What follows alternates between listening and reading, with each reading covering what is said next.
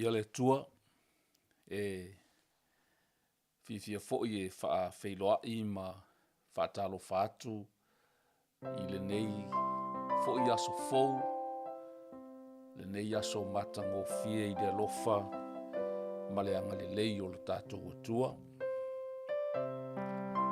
I ia le atua i le nei aso matangofie whaaftai fo'i ono o le ua maua fo'i le nei avanoa tātou tito e whero ai ai se whaupoponga o le nei polkalame masani i astofi 𝚗𝚑𝚎𝚅 le ngaluenga o le leinga mo Tagata uma. Le whawhero ai atua i ma whaataro whaatu pa ia maualunga o sio tātou atunu pele o Samoa pa ilava i maunga tele se ia o ina i whana witi. Le au sauni ese talo e amatalo i ail tātou polkalame i le nei fo iaso. Whaaftai tele lava lo mātou atua. Le atua o e mai le vavau e o atu i le whavavau.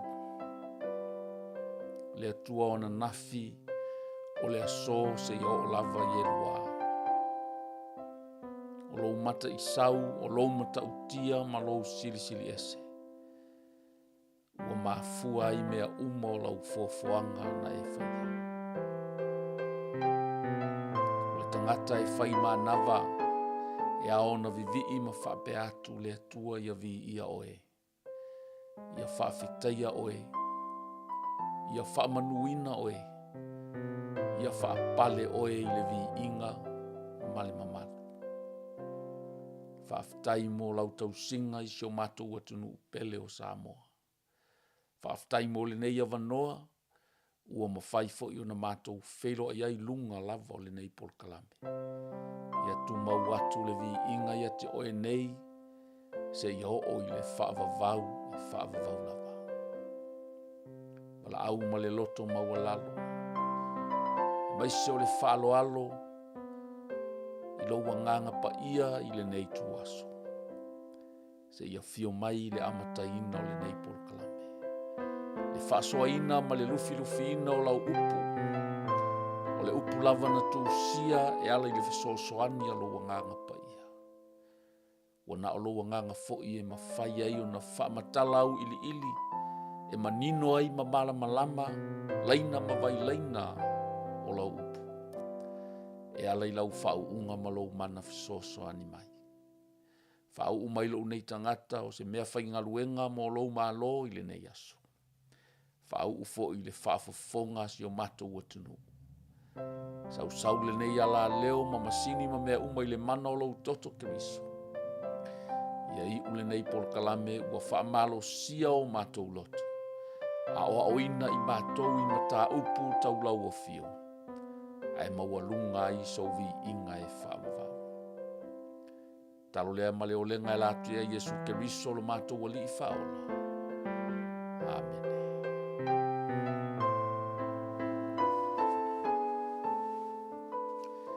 Ia eto e whaafelo ai fo'i ma whaatalo whaatu se whaupoponga fo'i le nei o le tātou polkalame le ngaluenga o le leinga mō Tagata uma. Amene. O a mai lau fōlaunga, o a mai lau savalinga, e o afu i lau tau e le nei vai tau o le sousou wā o pe au ngalu o le tātou fōlaunga. E ai le talitonunga anga lese anoa le nei atua alofa, le nei atua whaamaoni, le atua e tausi lana whiangainga e maise o ana polomisi. Le atua e whaamaoni lana upu lea na te letu ulafo ina lava i tātou. Whaafoi e pēr le vi inga ma le whaafitai i le atua. A le whauawina le nei o le tātou polkalame masani e maise le tātou tusi whaasolo. Le ua tātou iai i le mata upu e luas fun ma le wha. Ia le foi ua whaongaina mai foi. Ia se manatu au tū o loo. I te tonu foi o le nei mata upu. E whai ma au o le tātou polkalame i le nei aso. Ua le Faia, le whaiunga tonu po le whamasinonga a mi o tonu. Ona o le Fefe i Tagata. Po ona o le whaafia i Tagata. I ia le atua. Tali tonu o loo whaawawina pea, whaamasinonga matua inga, se. Ai mai se foi moli mau pe pelo o loo tua ia ai le apostolo ia Paulo. Ai tātou te ao ina ma maitawina le loto tele pea o le apostolo. E tu lai luma o lea whamasinonga, ma lea whamasinonga. Ona e mau tutu pea lana mau. O loo ia tausia pea le ami o tonu a le atua. Pei lava ona au tātou polkalame le vai aso na te anei. E le aise mea e tatau ai ona mōlia o ia. E le aise mea e tatau ai ona sala o ia. E le aise mea e tatau ona noanoa tia ai o ia. E le aifo ise mea e tatau ona whaaho o ai le sala ia te ia. Lea fo ila ua sao mai Paulo i luma o whaamasinonga mua. Ma ua whaatonuina i loa i le taitai au sili ina ia momoli loa i le ali sili po le kovana sili ia Filiki. Ina ia whaawau ina i pea ona whaamasinoina o ia. Ona o tua inga se lava i utaia. Ma lato moli mau o lo lato mo lia i pea. Le apostolo e ui lava e le sao ma le moni nei morianga. A lo lato ina lava i le tala le lei ma le upu moni o lo tau ma fai le apostolo ina ia moli a wale ola whaaleanganga ma ia whaola ina pea ni anganga mo le malo le atua. Ia le atua ai o le tatou wanga i lo le tatou tusi whaitau le o tatou iai i le ngaluenga la u apostolo o lo na mata upu e luas fun malfa. Ia e wha umal nei mata upu ona i le tele ni ona whai upu. Ina ia tātou va ai ei pea. I tangata o lo nau e whaia ni molianga pe pelo po ni molianga se. E tua ina ai le tangata o lo tau sisi pea i le ami o tonu. Ma whaia pea le ami o le lei. I luma o le atua. Mana tua o le vai aso te nei na whai umai. Ina ua momoli aloa i aloa. E le taitai au sili. Ia Paulo ina ia momoli atu ia Filiki. O lea la o lo whaatali mai ai Filiki. I le whamasinonga o Paulo. Se ia taunu watu i lātou. O lo whapena o na lātou mō lia ia te ia. Ua mawai aso e lima. O nā luifo lea o leo staulanga sili o Anania. A toa mato i ina. Ma le tasi whaila aunga o ti tulo leingoa. Ua latou whaali atu i le alii mea ua ia Paulo. Ua ami o ia o nā fua lea e ti tulo o na mō lia o ia ma ua whape atu. Lea li ia Filiki. O loo ia te i mātou le file e mū tele ona oe. O loo whaia fo i mea e au tonu le lei i le nei nuu i lau sauninga poto. Ua mātou tali le lei atu ai i aso uma, manu uma, ma le wha manu tele atu. Ae, peitai, ina ne i au wha lave pea i ate oe, o te ai o yatu, se i e wha fofonga mai ina i upu i titi, ona o lo wanga le lei. Awa, ua maua i mātou le nei tangata o le whaso e sā, ma le wha tupu, le wha fau vale i tangata i utaia, uma i le larulangi uma. Ma le tai i le tu a inga o le au Nasareta. Na tau mawhaifo i o ia soli le manumalu. Ua mātou pue atu foi i ate ia. Fia tauwhi i, ai se i tātou woe au ili le lei, tua inga se ia, o lo whape nā o na momoli mai e iutaia. Ai mai se foi o to i ina, nisi o whailaunga iutaia. O lo latou ti ngā pea, ma latou mae a, ina ia faia lava ni tua inga leanga. E whaho ai sala, e whaho ai noanoatanga, pe whaho ai fo ile maliu maleoti i le apostolo le atua. E wha lava vaenga o lo whapena o na lato momoli ai le apostolo i luma o Filiki le kovanasil. Whamai o le whaasoe sā le nei tangata. O le whaatupu, o lena te whaatupu le fau vale ia iu teia uma i le larolangi. Ma o ia foi o lo ia taita ia le tu a inga ua whaingoina o le Nasareta. O lo tau mawhai fo i o ia e soli, na ia tau mawhai fo i na ia soli le manumalu. O vaenga ia e wha, o le moli yanga o le apostolo, lea ua o mai ai taita i o iuteia, o whaila aunga, ma lato mo lia ai paulo i luma, o le kovana sili po le tasi o wha masino, e ingoa ia Filiki. I ia le atua. O lou wha masino ia te ia. E mawhai ai ona e sila fia le lei mea umalava. Ua matou mō lia ai o ia. Ua au wha atasi ai tangata i uta ia. Ua whai atu o whapea lava nā mea. Se i tau whaafonga ia i tangata lotu. Tangata i uta ia. Tangata tausitu la fono. Tangata e malama matali tonu i le atua.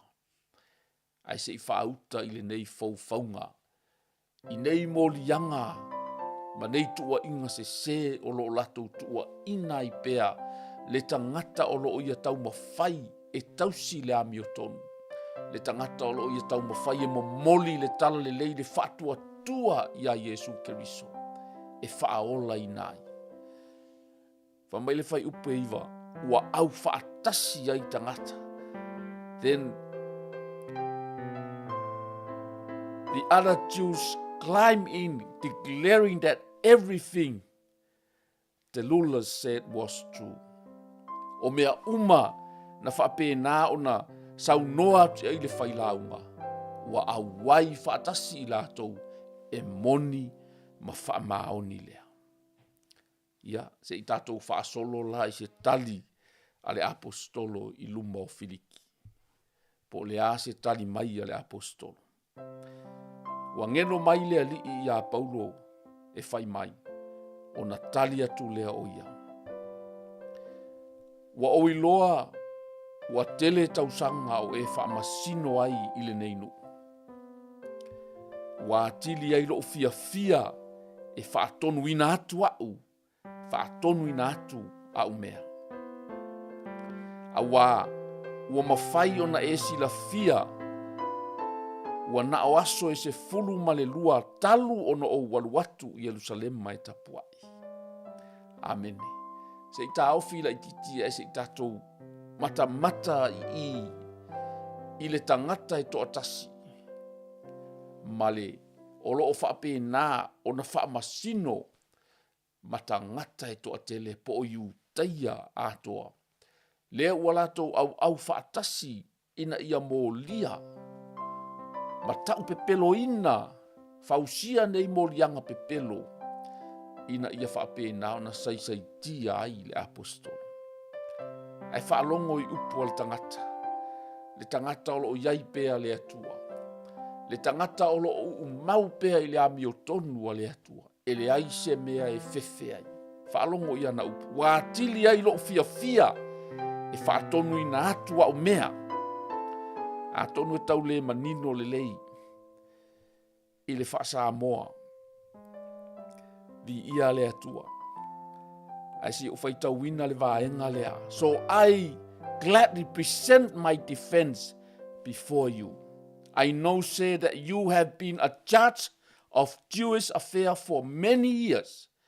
So I gladly present my defense before you. Ele ai ma se Fefe. Amen. Ele ai ma se pala ai o le tangata o lo o tū le mea modi. O lo o iai wha maunianga. O lo o iai le confidence. Ma o lo o wha penafo i ona ma le lei o ia mai nei tua inga uma. E le aiso na Fefe e tu lai ai ma tau tala I luma o le whaamasino. Ai mai se foi. Tai matoe I ina o iuta ia. Ai mai se o whaila aunga. Wa ngai umatu ina ia tau le nei whaamasinonga. Awa ua mawhaia o na e silafia. Wana awaso se fulu ma le lua talo ono o walua e Yerusalem mai tapuai. Na le maua fo ia ue I latou I le malu. Po o le sunako. Po o le ai. O finau ma se tasi. Po o whaanunu I le motu o tangata. Le ua tautala sa o lava le apostolo. I tua inga se o lo tua inga I whamai o ia o le whaasoesa. O ia o le whaatupu I le fau vale. O ia o le tai o le tua inga ua whaingo inga o le Nasareta. A le ua boli mau o ia. E le I maua lava o au I le malu. Po o le sunako. Po o le ai o finau vale. Po o finau ma se tangata. Po o tau mawhai e whaanunu. Pe whaavevesi. Pe fau vale I le motu o tangata. La tau te le mawhaia o na whaamaoni o ia mea wa la tau mōlia. Wa la tau mōlia ia. This man cannot prove the things they accuse me of doing. Wa e whaalongo mai ai le tangata. Le ai ma se Fefe. E le ai ma se Fefe tau tala le mea moni I luma o le whaamasinosili. Ma ye le ai se mea e mawhai o na whaamaoni ai nei morianga. Ua mōlia mai ai au e nei tangata. Ai o te tautino atu le nei mea I a te oe. O te au nei le atua o mātou tamai tusa maleala. Ua ta ua I lātou o le lotu ua vavae. O lo tali tonu I mea umalava ua tūsia I le tūlafono. A toa ma le au perfecta. O I lea e meika I le stand na le apostolo. I mea o lo tau tala I ai o ia. Ma ia o ina. E le ai masona whaatupu o se vevesi. E le ai masona whaasoesa. Pe fau vale fo I se tangata e toa tasi. O lo o moli mau lava o ia. Whamai ea. O lo o au nau te tau tino. O lo au na I le atua o mātou tamaa. Le atua whaatasi ma tamaa o tangata iutaia. Amene.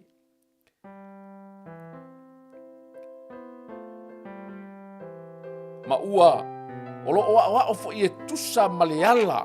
Ua ta ua I lātou o le lotu ua vavae. Amene. O le talitonunga lea. O lo whaapena fo I ona mau ese a iutaia. Ona o le talitonu lava I le Mesia na whanau I Nasareta. O lo talitonu, le talitonu ma o lo ese ai fo I o lātou talitonunga ma le apostolo. E talitonu le apostolo manisi o le au farisaio I le toe tutu mai o I lātou na ie uoti. Amene. Whama ie talitonu I mea uma ua tūsia I le tūlafono a toa ma le au perfecta. Di ia le atua. Mai whai pesu ma le 5. O lo ia te au le whaamoe I le atua. Ua tau fia foi e I lātou nei. O le ato e tutu mai o e uami o tonu. A toa mai e uami o le tonu. O onga ia. O lo whapena. O na tali tonu iai le apostolo po o lo mamoli le apostolo. E iai le whaamoe I le atua. E iai le whaamoe I le toe tutu mai o e ami o tonu. E na oti o I le ali. Whapena fo I ona toe tutu mai I lātou. O e na oti o lo o Faia pea leanga sala ma le ami o leanga. E toe tutu I lātou I luma o le whaamasinonga a le atua. O le mea lea, o te tau mawhaia iau, ina ia maua iau le loto fuatia ifo I le lei I le atua. A toa matangata e le au noa. I ia le atua. Pai ua mawai tau sanga I tele.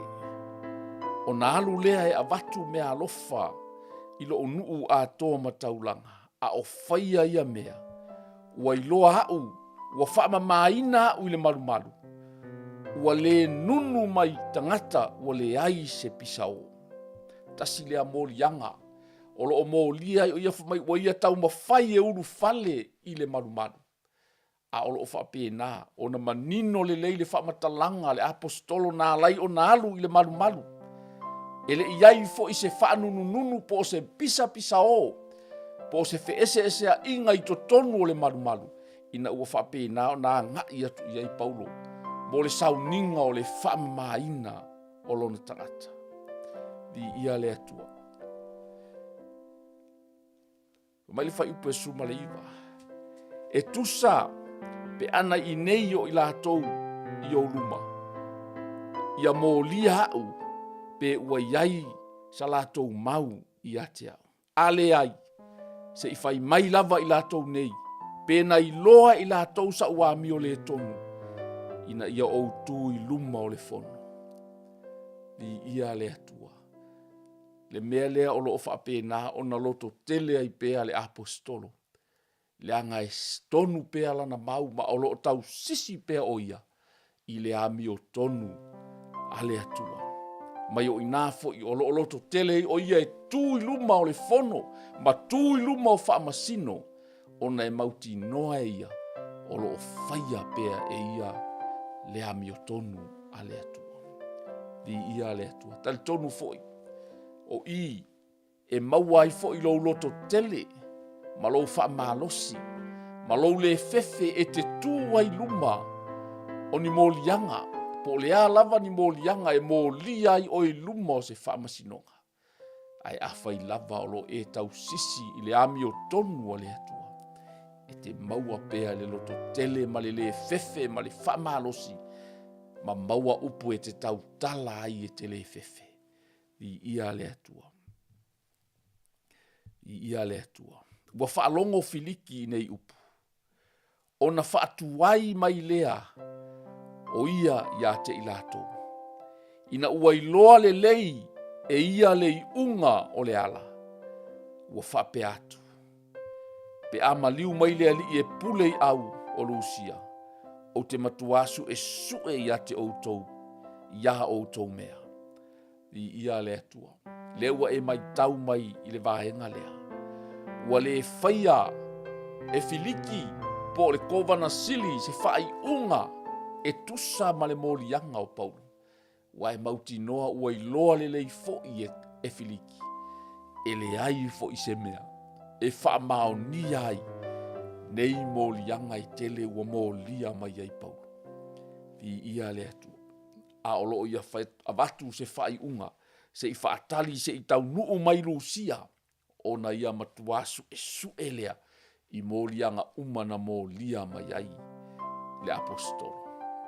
O leo le aho o le si vaenga tā ua o le nei whaamasinonga. Mai ua poloa I atu leo filiki, taitai atu I le taitai o le toa se lau. E leo atu ia Paulo. Ia whialuai ina ia aua le vavao atu I se tasi o le auso e au na atu ia te ia. He ordered an officer to keep Paul in custody, but to give him some freedom and allow his friends to visit him and take care of his needs. Mana ia le saulotonga ua ave ia I e filiki. Ina ia taofi pe o ia le fale pui pui. A ia whape nao na iai le saulotonga yasi atua ia na uo. Ina ia fisosoani I ona manaonga. O lona winga o ia tau mai ai ua I loa le e filiki. E le ai fo I se whaamau nianga. O nei molianga umau. Ua molia atu ai le apostolo Paulo. O le vaenga tā ua. A o iai o ia I le whare pui pui. Mai ua mawai si aso ona. O mai leo filiki matu sila la nava. O le fafine yu taia. Ua ami mai ia Paulo ia whaalongo mai ia teia. I le whaatua tua ia Keriso. Amene. E fōringa mai o lesi lea mo lianga na mo lia mai ai. E le au iu taia, ona ole, whamai o ia ole tai o lesi au po o lesi vaenga ua vavae ese, po ua whaingoa ina o le au Nasareta. Po o e tali tonu ma whatua tua ia Yesu Keriso. Lea la o loo tau fiofi la vai filiki, se ia maua so na taimi panga noa, e toe asiasi atua ia Paulo, ma toe fesiringia, ina ia whaamala malama atidi, le vaenga lea o lana saunoanga po lana tali, i luma o le whaamasinonga. Whamai, wa ami mai e ia Paulo, ia fia whaalongo o ia, i le whaatua ia Keriso. Ua finau atu o ia i le ami o tonu, ma le ami o mama. Ma le whaamasinonga atali, ona ngā tete leo filiki, wa whai mai. Se i e alu atu i le aso nei. Se ia o maua fo i se aso e au noa, i lo utoe a ami atu i ate oe. Li ia le atua.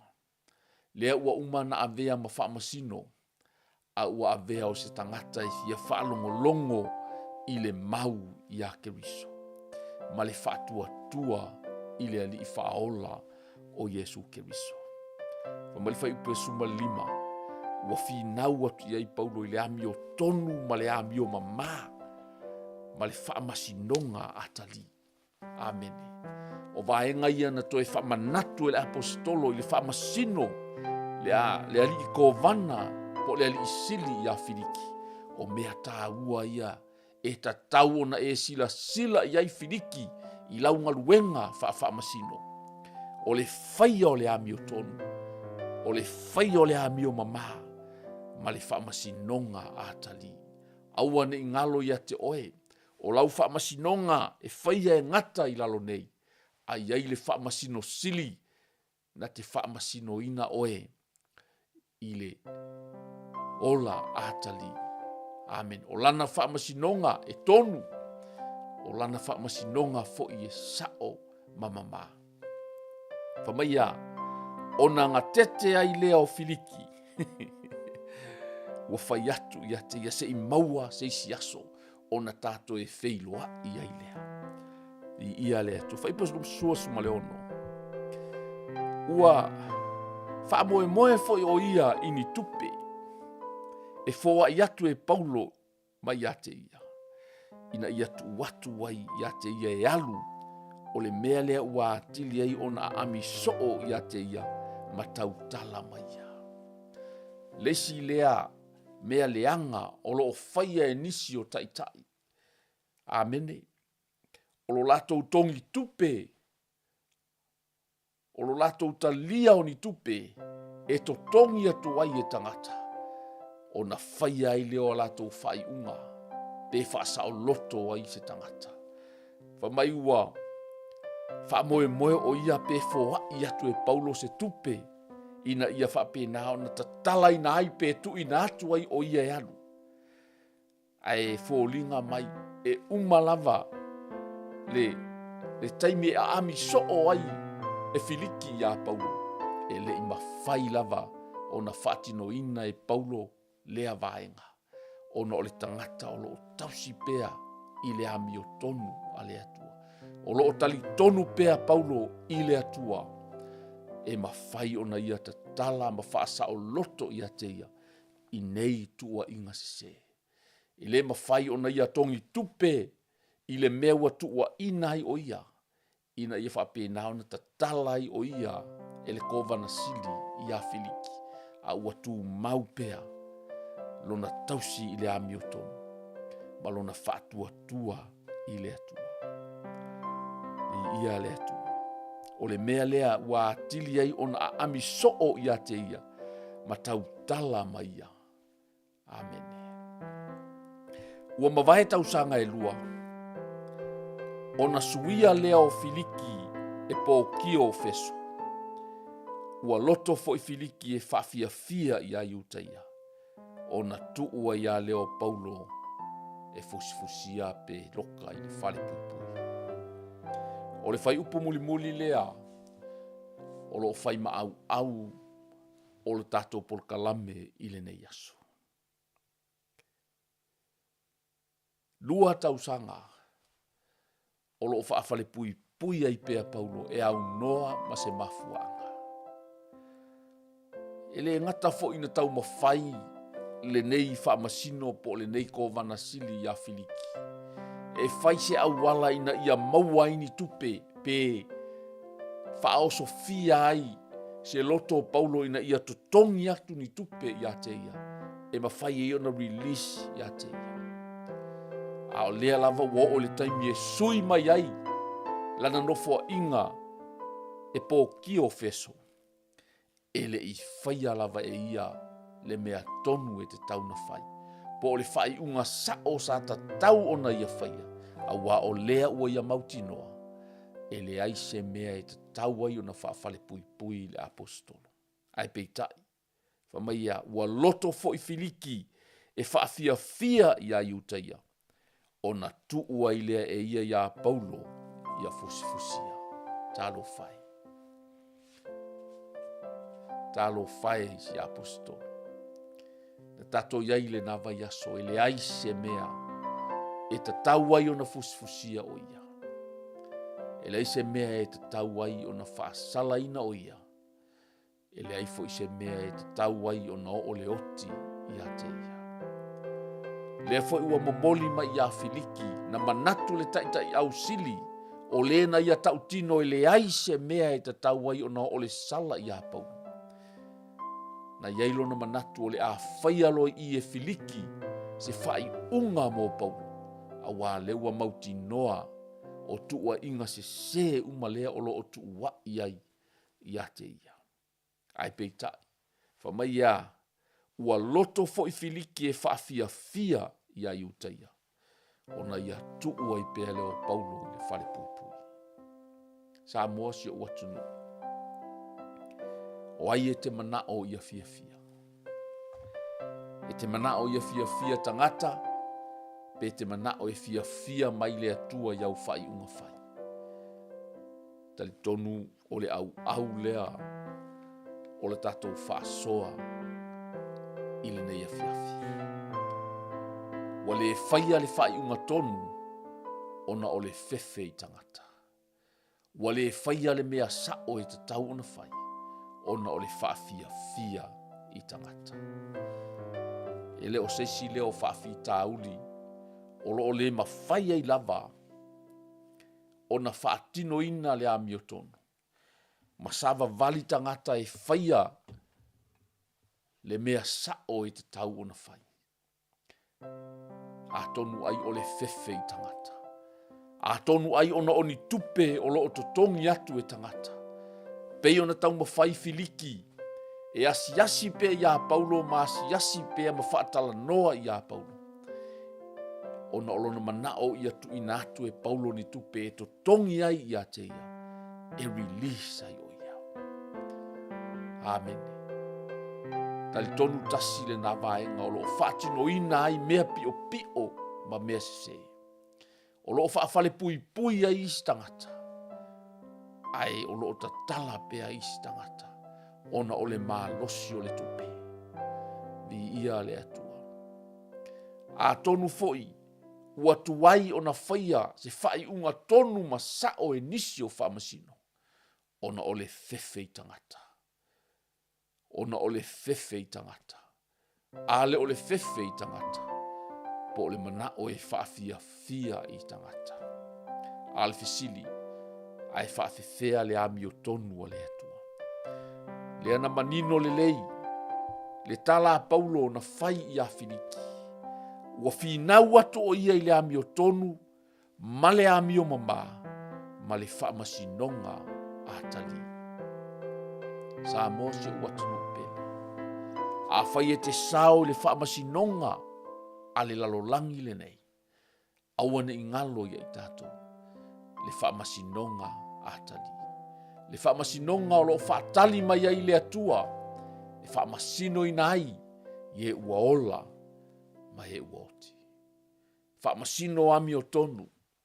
Le whaamasino tātou te tūtū lai ai. Whamai tātou te tū ai I luma o le whaamasino. Tātou te tau atu ai, a tātou a mio sa fai. I le nei soifuanga o loo tātou wola ai, pele lei, pele anga. A tonu wa e sao mai le whaamasino i lalo nei, ona o ni tupe. Ona o le whaia o le ami o tonu e le whaamasino. Ona o le fefe o le whaamasino i tangata. Ona ua tongi tupe whaamasino. Ua mawhaia iuna e sao mai sau a mio pio pio, po sau a mio leanga. Sa ta tau ai ona whaafale pui pui oe. Sa ta tau ai ona whaasala ina oe. A ua whaasao ina oe. Ona o le maa losi o le tupe. Ona o a mio pio pio. Ona o le fefe i tangata. A o le ua manino le lei le whaamalosi au. A paulo na ave i a Filiki. Ua matua fi nau atu o ia. I le amio tonu. Ma le amio mama. Ma le whaamasinonga atani. Ua fi nau atu o ia. I le amio tonu. Ma le amio mama. Ma le whaamasinonga atali. Ona ngā tete ai leo Filiki. Ua whai mai se ialu atu. I le aso nei. Se ia o maua fo i se isi aso. Ona tātou e wheiloa ia i lea. O le fesili. O le ameu ngā tete ai le whaamasino. Aua pā tonu ai lava le upu a le atua. Langa o le upu e ngā tete ai. O le upu e te tau ona ngā tete ai tangata. Amene. Le e whamai e le tala perfeta o Isai. O le nei le tangata. O te wa ai ai. O le tangata e whaalongo manga tete i la upu. Mawhai. I ia le atua. Whaamanuia le atua. I nei aso. O se tātou polkalame fo i le nā. Ua tāpena ina. Mo le nei aso.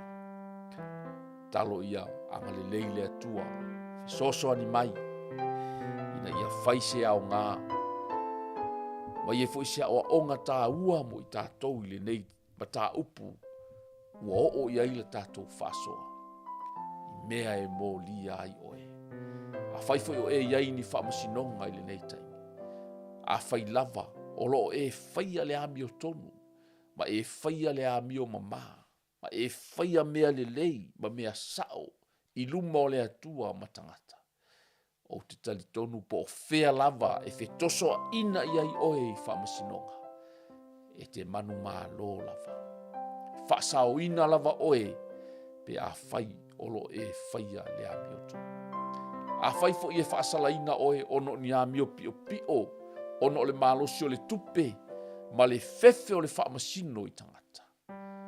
Aua ne i ngalo i ate oe. A whaasalaina o i lalo nei. A e whaatali mai le whaamasinonga atali. Le whaamasinonga tonu a le atua. E whaasao i nai oe. A e a whaasao i na oe i lalo nei. A o oe o lo e whaia se a mio leanga. Whaasao oe o no tupe. Ma le sao whai unga le whaamasino. Aua ne i ngalo i ate oe. O lo whaatali mai le whaamasinonga atali. E le mawhai la ona e sao ai. Whaamanuia le atua i le nei aso. Whaaftaita mai lau upu. Whaaftai lau a fionga pa ia. Whaaftai au a onga matango fie. E te lui tau wina ai. E te ao a oina ai i mātou. Whaapupula ai o mātou mata. Mātou te iloa ai yala. Ma le ami o tonu. Le ami o mama. Ai maiso le whaamasinonga atali. O lo whaatali mai mo i mātou. Tā pena ai o mātou tangata. Ia mātou wola ai se o langa pa ia ma se o langa whaamamaina. Ma se o langa mātou te whaafia fia i ate oe. Ai le o tangata. Whaamanuia mai oe le nei aso. Whaamanuia se o mātou watu nuu o Samoa. Tu maupea le vi inga i ate oe. Ona o lo suafa Yesu. Amen. Ia, i ia le atua, i nei fo yaso se whaupoponga o le tātou pol kalame. E ila wale manatu, ia, a whai o le te whaalongolongo mai. O lo o Petine ia ina fo i lo mafau ma lo manatu. Ona o ni tua inga. Po ni molianga fo i o lo molia ai oe. A whai lava. E te langona e wha maonia mea o lo molia ai oe. Ma ua e loa fo i le mawhai ona e sao i le wha masinonga i lalo nei.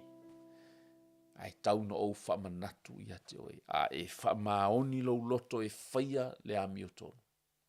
Whai le mea sao. Tau tino le mea moni na e whaia. A tonu e wha sala o i lalo nei. A e te sao i le wha masinonga atali. Ina ua e wha maoni. E tau tino i lo mutu. O oe. O le tangata angasala.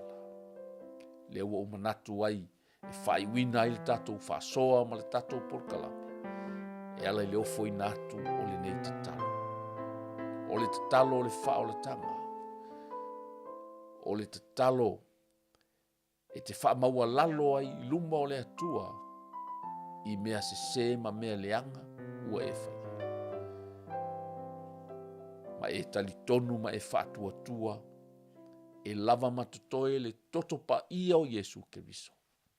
E te mamā ma e mā ngalo ai. Ona e muli mai lea i upu o le nei te talo. Whaftai lea tua i lau upu. Wa au whaalongolongo ai i le nei aso. Ma wa au mautinoa ai. O hau o le tangata angasala. Wa au iloa lea tua. A whai o te le tau tala sao i lalo nei. E ma whai o na whaasao ina u le whaamasinonga a le lalolangi. Ai le ma whai o na au sao i le whaamasinonga atali. Whaamangalo mai au i lo toto pa ia Yesu Keriso. O te whatua tua ma au tali tonu male loto ato. E lava matutoe lo toto o te mamā ngalo ai. Talia mai lo uolanga te mā. Ta talatu lo loto. O te talia ina o Yesu Keriso. E a vea mali i ma whaola i lo uolanga. Whaftai le tua. Wa u whaola ina i lo walofa tunoa. Ona o Yesu. Amen.